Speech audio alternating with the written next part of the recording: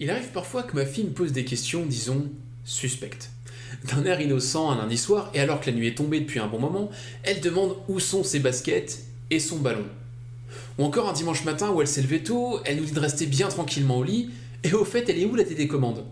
Des exemples comme ça, je pourrais vous en citer à l'appel, mais je pense que vous avez compris où je veux en venir. Ces questions, elles ont un sous-texte. Si je lui indique où sont basket et ballon, il y a de fortes chances qu'au lieu d'aller mettre son pyjama et de se brosser les dents, elle aille plutôt jouer au foot dans la cour. Quant à sa question de gentille petite fille qui laisse ses parents dormir le dimanche matin, elle veut dire « je vais regarder la télé ». Ici, c'est un sous-texte conscient, vu qu'elle pose des questions. Elle est, disons, manipulatrice, à petite échelle et de façon bien inoffensive.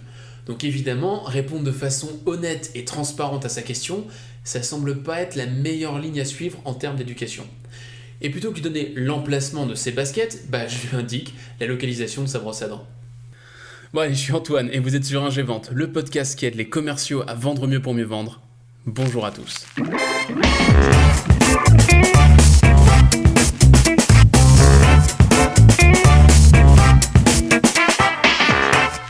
Il y a cependant un autre cas de figure. Du temps où la neige existait encore, j'emmenais ma fille skier. Et immanquablement, les journées commençaient par la question « Papa, est-ce que tu peux me passer mes bâtons ?» Sauf que vu son niveau et les pistes pratiquées, ma championne en herbe, elle n'a pas besoin de bâtons. A contrario, ils vont l'encombrer et la gêner. Donc accéder directement à sa demande, c'est pas lui rendre service. Et je lui explique pourquoi aujourd'hui on va faire sans. Ici, le sous-texte, vous voyez qu'il est différent. Ma fille, elle sait pas qu'elle a pas besoin de bâtons. Et au contraire, comme elle voit que tous les skieurs en ont, elle pense qu'elle devrait aussi en avoir. On est dans l'inconscient et la présomption, plus du tout dans la manipulation. Bon, vous devez vous demander à quel moment ce podcast est devenu une émission d'éducation et a arrêté de parler de vente. Mais vous allez voir dans un instant que tout est lié. Faut-il répondre aux demandes du client? Je travaille en ce moment sur un gros projet industriel. Notre prospect refait toute une partie de son usine et c'est typiquement le genre de gros projet qui, pour lui, ne se répète pas tous les ans. D'habitude, on n'est qu'un petit acteur presque marginal des chantiers de ce client. Mais la nature exceptionnelle de sa tâche actuelle fait qu'il tape en plein dans notre cœur de métier et en même temps que ça le sort de sa zone de confort. Pourtant, restant fidèle à ses habitudes, notre prospect, il vient vers nous avec une approche très directe. Sa liste de courses en main, il demande des offres, des fiches techniques et des brochures. Sauf que voilà, des industriels qui refont leur usine, nous on en voit régulièrement. Et on en est en moyenne, disons, entre 60 et 100 par an, pour leur assurer que quand ils appuieront sur redémarrer, tout va s'enclencher comme prévu et ça va vraiment redémarrer. Du coup, avec cette expérience et cette grille de lecture, quand je regarde les demandes de mon prospect, le constat pour moi il est clair. Il se trompe. Pas complètement, mais quand même de façon tout sauf négligeable. S'il mène son projet comme je le comprends entre les lignes, il va perdre du temps, avoir des problèmes techniques et ça finira probablement par avoir des conséquences financières. Donc j'ai parlé du projet avec le commercial qui en a la charge chez nous. Et je lui ai demandé de me raconter l'histoire, pour qu'on voit ensemble quelles fausses hypothèses le client faisait, l'amenant à tirer de mauvaises conclusions. Mais on avait beau retourner la question ensemble, il nous était impossible de le cerner complètement, ce client. Première interprétation possible, il lui manquait des compétences et de l'expérience, et donc ses demandes étaient légitimées par ce sous-texte inconscient, comme on l'a vu tout à l'heure dans l'exemple de ma fille. Deuxième option, il savait parfaitement ce qu'il faisait, peut-être aidé par un concurrent, et ses demandes s'apparentaient à du sabotage. Là, on est dans la manipulation, et peut-être pas aussi innocente qu'on le voyait dans l'exemple de départ. Dans les deux cas, il nous fallait réagir. Par contre, c'est sur la réaction qu'on n'était pas d'accord, mon commercial et moi. Il souscrivait à mes constats, on n'avait pas toutes les informations, et le client se plantait. Mais pour lui, on avait une demande sur la table, donc il fallait l'honorer et y répondre point par point. Et ensuite, attendre de voir. Pour moi, cette approche passive, elle est perdante. Pour le client comme pour nous. Puisqu'il nous manquait des infos, on devait reprendre rendez-vous chez l'industriel et aller poser des questions. Et aussi exposer les trous dans sa raquette tels qu'on le devinait dans sa demande. Si on considère que le client est roi, là notre roi, il est élu. Partant de là, il y avait deux options, soit faire une courbette et feindre de ne pas le voir, soit discrètement et entre quatre yeux, lui signaler que sa peau était bien plus exposée qu'il ne le souhaiterait. Pourquoi commerce n'est pas un gros mot? En discutant avec mon commercial, j'ai été très surpris de voir à quel point il était contre nature pour lui d'aller à l'encontre de son client. Il avait un appel d'offres sur la table et toute sa rectitude, son expérience et son éducation lui hurlaient de remplir les cases et de le renvoyer. Il percevait l'autre approche, retourner parler avec le prospect et essayer de mieux comprendre, comme au mieux une impolitesse, au pire une insulte. Et il a fini par lâcher le mot qu'il avait sur le cœur, cette approche, elle était trop commerciale. Ce commercial, livré avec tout son wagon de sous-entendus et d'a priori négatifs, ça fixait le problème. Voilà qui va me permettre de placer cette histoire sur pause pour qu'on étudie ce qui se joue ici sous la surface. Et je ne vais pas rentrer dans le dernier détail ici parce que je suis ni économiste, ni militant libéral ou anticapitaliste. Mais fondamentalement, on peut voir le monde économique soit comme une ressource finie, soit comme un environnement croissant dans lequel on peut créer de la valeur. Dans le premier cas, l'économie, c'est un gâteau, et chacun cherche à s'en tailler la plus grande part. Ceux qui réussissent, les riches, ôtent littéralement la nourriture de la bouche de ceux qui échouent, les pauvres. Il y a un vainqueur et un vaincu. Rien ne se perd, rien ne se crée, tout passe de la poche des uns à celle des autres. Dans le deuxième cas, l'économie, c'est une sorte d'aura. En alignant les bonnes planètes et les bons karmas, des auras qui se rejoignent peuvent s'enrichir mutuellement, de sorte que l'on aura une aura résultante qui soit plus importante qu'au départ. Comme c'est très New Age comme définition, je vais essayer de faire plus concret. Cette vision est en fait la vôtre quand vous allez à la boulangerie. Vous êtes tout disposé à échanger 1,10€ contre une baguette et à y trouver un bénéfice. Vous pouvez tartiner de la confiture de groseille sur votre baguette, pas sur vos 1,10€. Le boulanger, dans le même temps, il est tout disposé à échanger sa baguette contre vos 1,10€ parce que lui, il peut payer sa facture à la fin du mois avec tous les 1,10€ collectés chaque jour, pas avec des baguettes.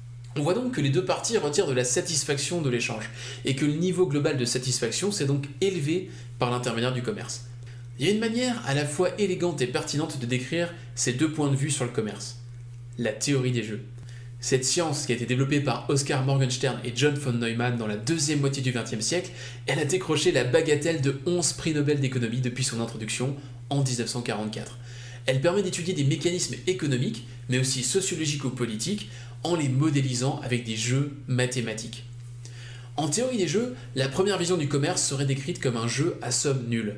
Dans cette hypothèse, l'intérêt de l'un des deux joueurs est strictement opposé à l'intérêt de l'autre joueur. Donc si on représente les préférences des joueurs par une fonction de gain ou une fonction d'utilité, la somme des deux fonctions est toujours égale à 0. La deuxième vision, où le commerce crée de la valeur, serait quant à elle décrite par un jeu à somme positive. Ici, en collaborant, les deux joueurs peuvent poursuivre chacun leur intérêt et la somme des deux fonctions représentant leurs préférences sera positive.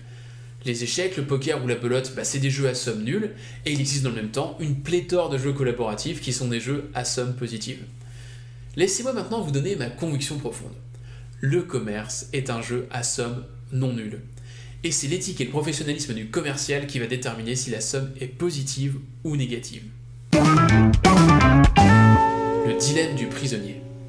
Pour vous démontrer mon point de vue, je vais faire appel à l'exemple le plus célèbre de la théorie des jeux, le dilemme du prisonnier.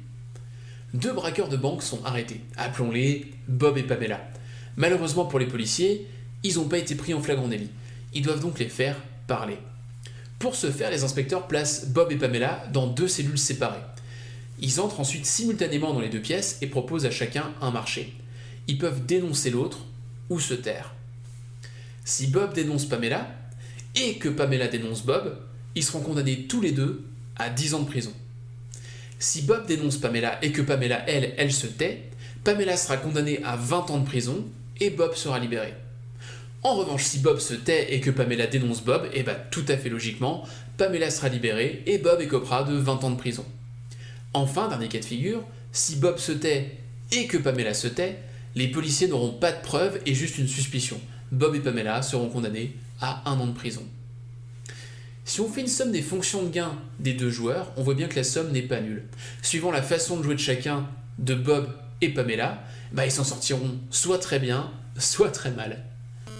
En fait, le dilemme du prisonnier est un jeu dans lequel les deux participants ont tout intérêt à collaborer, et l'issue est très positive pour eux. Mais l'incitation à agir différemment est si forte qu'ils vont toujours perdre, au moins la première fois où ils joueront. La meilleure ligne à jouer pour les deux, c'est de se taire et de prendre un an chacun. Mais la tentation d'être totalement blanchi en dénonçant l'autre va toujours pousser les deux complices à se dénoncer et écoper tous deux de 10 ans de prison. Si vous aimez un tant soit peu le vélo, vous connaissez cet exemple. Sur les routes du Tour de France, les étapes de plaine sont un théâtre parfait pour le dilemme du prisonnier. On a généralement un petit groupe d'échappés qui partent tôt le matin et qui tentent de résister au retour du peloton une fois les derniers kilomètres venus. Pour les membres de l'échappée, il y a deux options possibles. Rouler et se mettre à fond à chaque relais, ou profiter de l'aspiration des autres et se cacher dans les roues. Pour les besoins d'exercice, on va considérer une échappée de 2 coureurs, mettons à la Philippe et Pinot. Voyons les résultats possibles. Première option, à la Philippe et Pinot roulent tous les deux. Le peloton n'a aucune chance de rentrer, et les deux coureurs arrivent épuisés sur la ligne, un des deux va gagner avec l'énergie qui lui reste. Deuxième option, Pinot roule, mais Alaphilippe profite de l'aspiration. Le peloton risque de rentrer, puisqu'il n'y en a qu'un des deux qui roule, mais s'il ne rentre pas, Alaphilippe a bien plus de réserve et il est sûr de gagner. Troisième option, Alaphilippe roule, et cette fois c'est Pinot qui profite de l'aspiration. Même configuration, le peloton risque de rentrer puisqu'il n'y en a qu'un seul qui roule, mais s'il ne revient pas sur eux, Pinot aura plus de force restante et il est sûr de gagner. Et enfin, dernière option, Pinot et Alaphilippe profitent tous les deux de l'aspiration, plus personne ne roule, le peloton va rentrer à coup sûr et c'est un des coureurs de derrière qui va remporter l'étape. Cet exemple, il a ça d'intéressant qu'il apporte une hypothèse nouvelle. Les deux cyclistes, au contraire de Bob et Pamela, ils peuvent discuter et s'entendre. Mais malgré cette possibilité, on assiste chaque année à des sabordages en règle d'échappée, pourtant appelés à gagner, et à des enterrements de première classe. Pourquoi ? L'importance de la crédibilité. En fait, le problème, il est simple. Si Alaphilippe dit à Pinot qu'il va rouler, logiquement, Pinot devrait rouler, et vice-versa. Mais s'il n'y a pas d'historique entre les deux, qu'il n'y a pas eu d'échappée commune ou de réputation, chacun continuera de se demander s'il peut croire l'autre. Et donc, il va en garder sous la pédale, c'est le cas de le dire, des fois qui entourloupe. Et l'échappée va se saborder. Pour trouver un exemple créatif d'une crédibilité qui a été établie quand même assez rapidement, dans un dilemme du prisonnier, on va allumer la télé anglaise. À la fin des années 2000, la chaîne ITV diffusait l'émission Golden Balls. Dans la finale de ce jeu, deux candidats se retrouvaient avec l'ensemble du magot amassé depuis le début, souvent plusieurs dizaines de milliers de livres, et deux options. Soit ils choisissaient de la partager, et chacun partait avec la moitié, soit ils choisissaient de voler.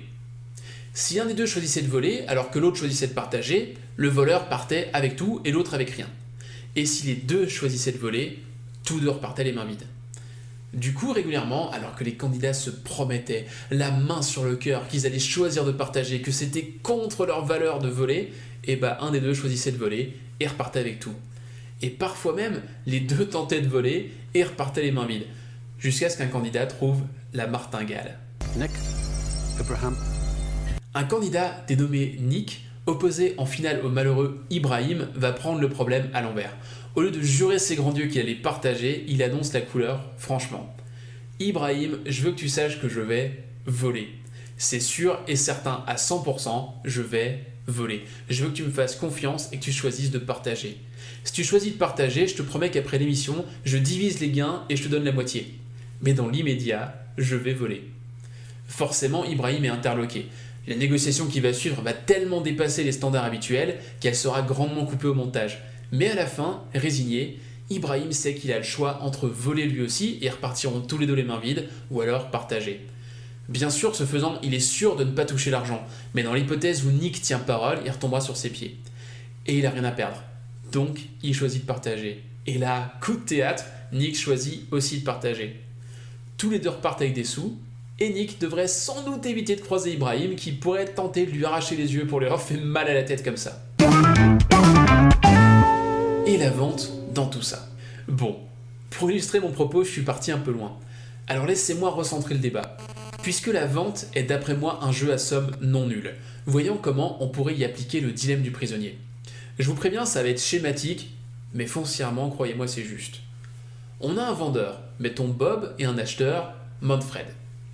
Bob et Manfred peuvent choisir soit d'être transparents et de se faire confiance, soit d'être méfiants et de cacher l'information. Si Bob et Manfred sont tous les deux méfiants, il y a de fortes chances que la solution n'en soit pas vraiment une. Manfred n'a pas fourni les bons éléments du problème à Bob, et Bob n'a pas cherché à fournir la meilleure solution. Donc le résultat est sans doute hors sujet, probablement mal taillé et peut-être surpayé. Si Manfred joue la confiance, mais Bob la méfiance, Manfred va donner tous les paramètres de son problème à Bob, mais Bob en retour va rester très opaque, actionner les peurs de Manfred et lui survendre une solution. Donc le résultat sera absolument mal taillé et surpayé. Si par contre c'est Bob qui joue la confiance et Manfred la méfiance, Bob va donner son meilleur pour fournir une bonne solution. Mais sur la base d'un mauvais problème, sa solution risque encore une fois d'être hors sujet. Et du coup, on retrouve les mêmes suspects habituels, surpayés, hors sujet. Finalement, le seul gagnant-gagnant se trouve dans une position où les deux se font confiance. Manfred fournit les bons problèmes et Bob les bonnes solutions. Ayant joué la transparence dès le début, ils finissent avec une solution sur mesure au prix juste. Dans le commerce B2B, on observe un fort conservatisme. Une boîte qui travaille avec une autre a tendance à continuer de le faire. Et ça se comprend. Comme on vient de le voir, les combinaisons de confiance-méfiance fournissent 3 résultats à somme négative sur les 4. Il n'y a que le résultat confiance-confiance qui permettent d'assurer un gagnant-gagnant ou au moins une situation dans laquelle l'un est plus gagnant que l'autre est perdant. Du coup, si on a trouvé un partenaire d'équilibre de confiance, en changer est un risque. Et la plupart des entreprises préfèrent éviter ce risque. Pourtant, aucun des deux joueurs dans la discussion ne prétendra agir avec méfiance. Chacun, que ce soit l'acheteur ou le vendeur, jurera ses grands dieux qu'il est transparent et digne de confiance. Sauf que pour le croire, il faut qu'il soit crédible. On vient de le voir, une des façons d'établir sa crédibilité, c'est de pouvoir en référer à une expérience passée commune. Mais il faut bien une première fois aussi. Alors comment faire pour devenir crédible partant de zéro ? Alors utiliser la méthode de Nick dans Golden Balls, ça fonctionne pas dans la vraie vie parce que ça s'appelle du chantage et ou de l'extorsion. Heureusement, il y a une autre méthode tout aussi efficace et celui qui va l'illustrer pour nous, c'est Hugh Grant. Alors à tous ceux qui ont dit encore, merci pour votre fidélité. Oui, Hugh nous avait déjà aidé dans l'épisode sur les histoires comme outil de conviction massive. La crédibilité dans les comédies romantiques. Rapidement, revenons sur ce que Hugh nous avait appris la dernière fois. Le scénario d'une comédie romantique, ça repose sur une structure simple, en 4 temps. Boy wants girl, boy gets girl, boy loses girl, boy gets girl back. Absolument tous les scénaristes de films de Noël de Hollywood utilisent cette structure. Bon, voyons maintenant le même film sous l'angle du dilemme du prisonnier, vers le milieu, quand le garçon perd la fille. Dans le fond, chacun des deux aime l'autre et en est bien conscient. Ils peuvent donc choisir soit de faire confiance à l'autre et de lui déclarer leur flamme, soit de rester méfiants et se protéger en affichant une détestation de façade. Si le garçon et la fille restent tous les deux méfiants, ils vont finir le film chacun de leur côté, tristes, mais au moins sains et saufs dans leur amour-propre. Mettons par contre que l'un des deux s'ouvre à l'autre et révèle sa flamme, tandis que l'autre, lui, il reste sur sa méfiance. Les deux vont toujours finir seuls et tristes, mais en plus, celui des deux qui aura ouvert son cœur sera dans une profonde dépression après avoir été repoussé. Enfin, si les deux se font confiance et se déclarent leur flamme, ils vont échanger un long baiser de cinéma, vivre heureux jusqu'à la fin des temps et avoir beaucoup d'enfants. La position la plus sûre est donc de ne rien dire et de préserver l'amour-propre de chacun. Mais le gagnant-gagnant, il est dans l'ouverture réciproque, qui implique que les deux aient pris un grand risque. Il faut donc que l'un des deux, et par convention machiste, l'homme, établisse sa crédibilité. Rappelez-vous de Coup de foudre à Notting Hill. Hugh Grant et Julia Roberts tombent amoureux. Mais la presse à scandale passe par là et leur éphémère union part en fumée. Hugh aimerait bien récupérer Julia, mais une conversation surprise sur un tournage lui laisse penser que la belle boxe dans une toute autre catégorie. Il se protège donc et la repousse. Et Julia est sur le point de quitter le Royaume-Uni, mais là il réalise son erreur en même temps qu'il réalise un morceau de bravoure. Are there any circumstances in which the two of you might be more than just good friends? I just wondered whether, if Mr. Thacker realized he'd been a daft prick. Indefinitely.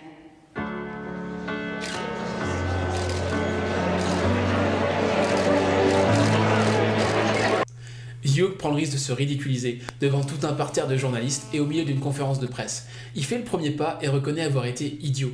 Et puisqu'il est prêt à tout risquer et être, encore une fois, la risée du royaume, la magie opère, il devient crédible.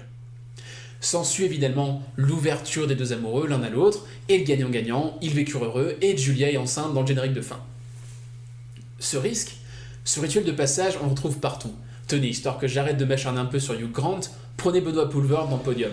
Si pour se rabibocher avec sa femme, il se contente de lui dire qu'il l'aime, elle aura toujours le même doute. Est-ce qu'il l'aime plus ou moins que Claude François ? Donc il faut que son personnage se ridiculise. Et au lieu de triompher au concours de sosie avec son numéro de clo-clo, je le sais, sa façon d'être à moi parfois vous déplaît. Autour d'elle et moi le silence se fait, mais elle est ma préférence à moi. Oui. Et il se lance dans une imitation de Julien Clerc, le chanteur préféré de sa femme. Et évidemment ça marche. Sa femme le confirme à son fils, il a gagné papa. La crédibilité appliquée à la vente. Reprenons notre dilemme du prisonnier entre Bob le commercial et Manfred l'acheteur, là où on l'avait laissé. Pour que la confiance puisse s'établir entre les deux et permettre la solution en jeu à somme positive et le gagnant-gagnant, il faut donc que l'un des deux accomplisse le rite et devienne crédible. J'ai par contre comme un doute. Reconnaître avoir été un goujat ou Anthony du Julien Clerc, ça risque de pas marcher ici. Évidemment, le rite de crédibilisation doit aussi être adapté.